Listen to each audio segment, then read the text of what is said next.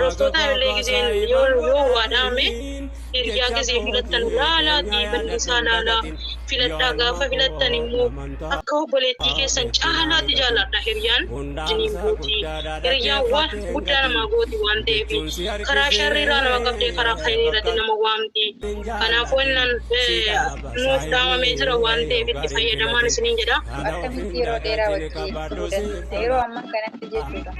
Wallaahi abbaa rabbi laaffisee malee hiriyoota wajjin turuun nutilleen si kabajnee atillee nu kabajjeenu jaallattee mana keetiin nu affeeruu keetii hedduu galatamu faadhannee itti kun kanaafuu mucaan deebisire maa badi buu ol deebisaa qoya eegasi jala. Magababa saayiban godhati jecha kooti keenya yaadaduun dagatiin yaalma koo namantaane.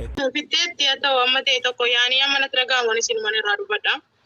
Dhugaa akkuma jetteeyyuu dhuguma rasuulli keenya sallallahu alaihi wasallam gaafa filattan namuma gaarii irraa filadhaa. Akkasuma waan filattan sana immoo nama jaallattan tokko immoo akka jaallattan ibsaa fi yaa eebeluu yaa ekelee koosiin jaalladha rabbiif jechan si jaalladha jedha ibsaa fi achuma irratti immoo yeroo fa'i mootuu waa nama jaallattu sana immoo kennuudhaa jettullee akkasuma waan qabdu sana keessaa immoo waan akkaan jaallattu waan ofii keetii ijji kan keerra jirtu marataa kennaa fi isa jedhamu yoon isinirrallee waa beekuu baadhullee yaani dhageettiidhumaaf jechuu barbaadetanii kanaafuu innaan hiriyaa gaarii akkuma jedhamu gaaddisa jennee jirra. Hiriyaa gaariin gaaddisa. Hiriyaa gaarii kana argachuudhaaf immoo wallaahi hiriyaa gaarii argachuudhaaf karaa dheeraa si deemsisa. Maaliif hoo jettee hiriyaan hundi hiriyaa miti. Hiriyaan hundi tokko miti akkasuma. Tokko hiriyaa namni gaafa filatu hiriyaan yeroo filatamu kana keessatti itti yaadamee ilaalamee nama sii ta'uu tokko ilaaltee filatta waan ta'eef gaafa filattee jette immoo dabartee waa yoo irraa argite hin gorsita. Gorsitee yoo inni nama haala gaarii qabu akhlaaqa gaarii qabu ta'e nama si faana deemuu danda'u ta'e sana itti ilaaltee gorsinaan si faana qajeelee gaafa sana hiriyaa sana filatta jechuudha. Kanaafuu innaan hiriyaan waa hunda ofiiti. Hiriyaan akkuma isiniin jedhe namni waan iccitii ofii qabu haadha nama dhalte akkasuma obboleettii gara haadha tokko keessaa baate waa hunda bira dabarfatee dhaqee hiriyaatti waa himata jechuudha. Maaliif furmaata taatii fi karaatti si qajeelchiti rakkina keessi furti waan of hirkaa qabuun sitti birmatti hiriyaani. Kanaafuu hiriyaa gaarii kana immoo jabeeffatamuudhaaf ergannii nama gaarii ta'e jabeeffatanii faana hiriiranii hiriyaa kana duuka deemanii wallaahi dhugaa dubbachuudhaaf ani hanga adda addaasitti yoon dhugaa dubbadhe rabbii gaditti ana hiriyaa asiin nagahee jechuu nan danda'a. Hiriyaa gaariitu asiin nagahee akka luka lamaan dhaabbadhee deemu akka afaan kootiin dandeettii ta'ee dandeettii qabaadhee afaan kootiin haasa'uu danda'u akka ija lamaan ilaalee wanna ta'e hubachuu danda'u kan na godhee asiin nagahee rabbii gaditti wallaahi hiriyaa dheedhetanii yaada. Kanaafaniin yeroo hiriyaa baay'ee wallaahi irraa dubbachuu illee hin danda'u. Maaliif maaliin beekaa kan godhe akkan ibsuun qabu waan hiriyaa jechuudha. Kanaafan yeroon deemu keessatti yeroon taa'u keessatti hiriyaa madaaleetaniin jaalladhaan nama hundayyuu ija tokkoon ilaala. Hunda namaayyuu madaalee uummanni ilaala.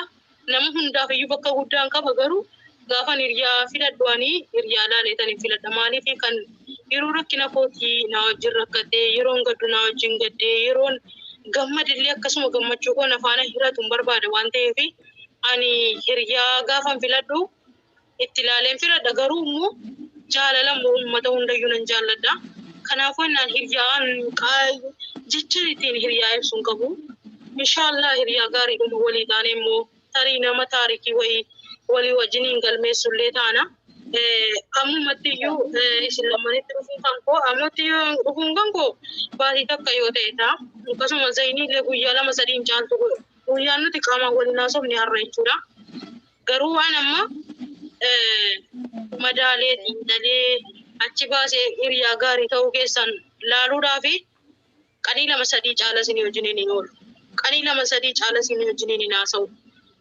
guyyaa tokko caala isin wajjiniin hin haasa'u dhugaa yoon dubbadhe jechuudha. Kanaafuu naanan jechan qabu hiriyaadhaaf hiriyaa gaarii kana wajjiniin immoo turuudhaaf immoo walii hobsuutu jira. Tarii hiriyaa kana keessatti tokko jarjartuu ta'uu dandeessi. Tokko immoo dallantuu ta'uu dandeessi. Gaafa kana ani immoo yoon fakkeenyaaf dallantuu ta'e isin immoo jarjartuu taate jarjarina isinii hobsituu taate irraa baradhee isan immoo aaru sana isin immoo yoo nama dafee naarree taate anaaf dabarsiti sheerii walii godhamee wajjiniin jiraatamaa jechuudha.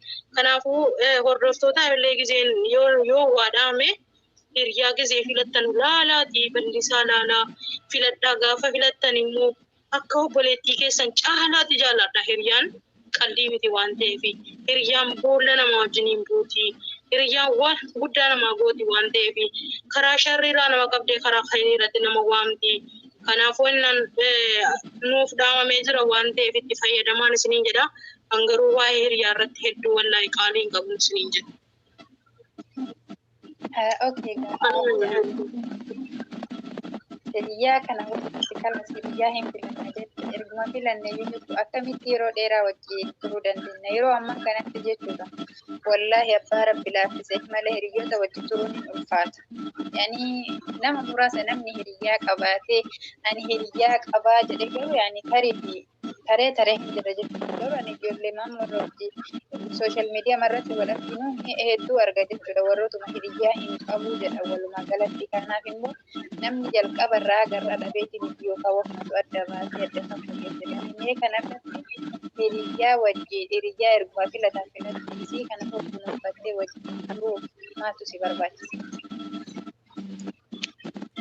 Egaa hiriyaa wajjiniin buluudhaaf akkuma sila siin jedhaa walitti nama kamiin irraa yoo ta'e dogongorri argama jedheera. Dogongorri guutee jira.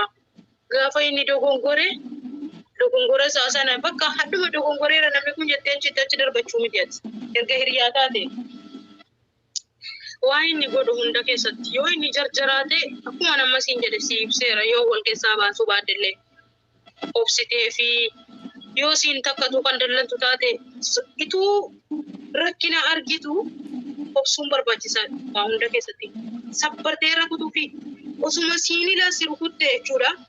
Hiriyaa sana dhabuun qabda rukutamuu fi qabda teessee rukutamuu fi qabda.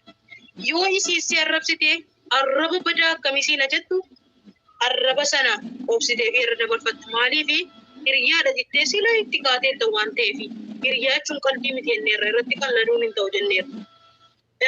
Gaafa isiin rakkatte faana dhaabbachuu qabda. Gaafa isiin waa siin mari'atte deebisuu fi qabda. Dogongorarra yoo ta'e dogongorarraa qabu. Yoo waan gaarii ta'e itti harkisuu. Kanaaf gaafa ati akkana gootee waan ofii jaallattu hin jaallattee fi waan isiin gochuu barbaadde hunda waan isiin mari'atte marii gootee fi jettee nama kanaan gonkumallee waan hin dabra. Akka kootan waan naan immoo hiriyoota keessatti maa inni obsi barbaachisaadha jedhama. Akka kootti akka mataa kootiitti. Kanaafuu hiriyoota keenyaa wajjin turuudhaaf taan dho'isinee taan gorsinee taan immoo iyyuu maal jedhansa waastii jedhama. Sadiin akkaffaan gorsaa lammaffaan obsaa sadaffaan dho'isa. Walii dho'isanii gorsanii jedhan wajjin bakka guddaa gahuu danda'an jetta gabaabumatti ziniin immoo akka irraa ta'e sababa neetworkiitiif baatee jirtu jechuudha. Tarii sababa jiru biyya namaa kanas ta'uu irraa hin beeku. Silaa bareechita irratti kenniti afaanii obsiidatti fakkaate waa'ee hiriyummaa jedhu. Alhamdulillah. Sagalee kee xiqqoo gadi dhaaramu. Hin ciccitamu akkam ta'e? Jechuun gaduma jedhe. Ani sana ofii iyyuudhaaf ta'e hin beeku kan namaas badaan naga'u. Ofiin nan iyya waan ta'eef. Lakki tarii sagalee. Meebii namni naga'u. Akkana garagaltee ta'e ta'uu danda'a. Kanaaf egaa wallahi bareechitee irratti yaada kennitee guddaa akka galatoomsin jedha. Obsii koo yaadni kan kee hedduu natti tole. Abdiin ammallee beekumsa hafee dachaa si dabaluu yoo yaadni biraa jiraate yaada xumuraa nuu kenne yookaan immoo hin mul'atu. Yaadni xumuraa gaa yaadni viidiyoon keenya dheerateera waan ta'eef iddoo guduma qabnatu inshaallah yoo waan gaarii ta'e wanni nuti irratti mari'anne kun barumsa namaa ta'e Batalai amma keessatti hobsi barbaachisaadha. Waan namarra dhufu hunda isaa hobsuudha walii. Osuma miidhamtu akka nama hin miidhamne maaliif namni waa sadiin milkaa'u namni wooma sadiin milkaa'a maali? Innis yeroo kirikkirii guddaan nama lama gidduutti deemu fakkeenya nama lama sadii gidduutti isaa deemu kirikkirii yeroo inni koowwate irraa dhiiftee ituma dhugaa qabdu yoo dhiiftee gara rabbiittis jaallatamaadha waan ta'eef gara namaattis immoo rakkoon qabu. Ani immoo fakkeenya namni tokko kirikkirii karaa naan karaa kalaas nan dhiisee biraa deema. Yaani yoo nafsiyyaan kan koo namooti qofan nafsiyyaa kooti sodaadha. Yeroo baay'ee nafsiyyaa kooti kan sodaadha. Garuu mootii yoo waa'ee rabbii yaadadhu irraa nan deebi'a abadanii ittiin kalaa jechuudha. Kanaaf yeroo wanni tokko nu kan nama quunname wama xiqqeessuun marratti wal lafuutu jira. Wama xiqqeessuu irratti wal xaaruutu jira. Wama bakka yaanii bishaan hin baanne wayii irratti wal lama beekte. Kanaafuu yeroo wanta akkasii sirra geessitu namni waamee akkasiin jedhee sirra deemaa dachee kana taate yoo deemte hiriyaan illee baay'ee hiriyaa ituma itti qabattee bira taa'uu dhabdee yookaan itti dhiyaatte yoo tigiirra si itti dhiyaattee jiraachuu baatte iyyuu namni kun fuulleetti akka inni si jaallatu akka inni si kabaju akka inni bakka guddaa si qabu gochuu dandeessa jechuudha. Kanaafuu yeroo baay'ee namni waan fedhe haa jedhu ati kaayyoo qabda waan ta'eef kaayyoo keetiif deemta waan ta'eef nama kaayyoodhaaf offaluu ormi cabasiyaa waan argi waan jedha wayitu jira yoo mammaaksa kanallee irraallee baay'ee wallaalelluyyuu. Kanaaf waanuma dhufu hunda keessatti ati namaa wajjiniin jiraachuudhaaf nama wajjiniidhaan tarkaanfattee gama sana deemuudhaaf maaliif kophaa deemuun hin jiru waan ta'u waan ta'eef kophaa deemtee hin milkooftu waan ta'eef nama malee waan milkaamu waan ta'eef kanaafuu jennaan hobsi waan guddaadha waan isinirra gahu hundarratti waan namni isiniin jedhus yoo namni waa isiniin jedhes afaanii yoo isiniin jedhes yoo duuba isiniin jedhellee dhiisaa irra dabaluudhaan jedhaan akka kooti kanuma wanni biraan jiru.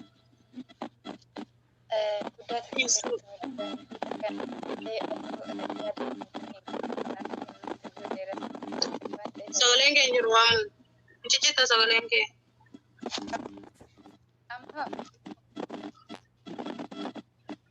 Amma waan jedhu mee dubbadhu.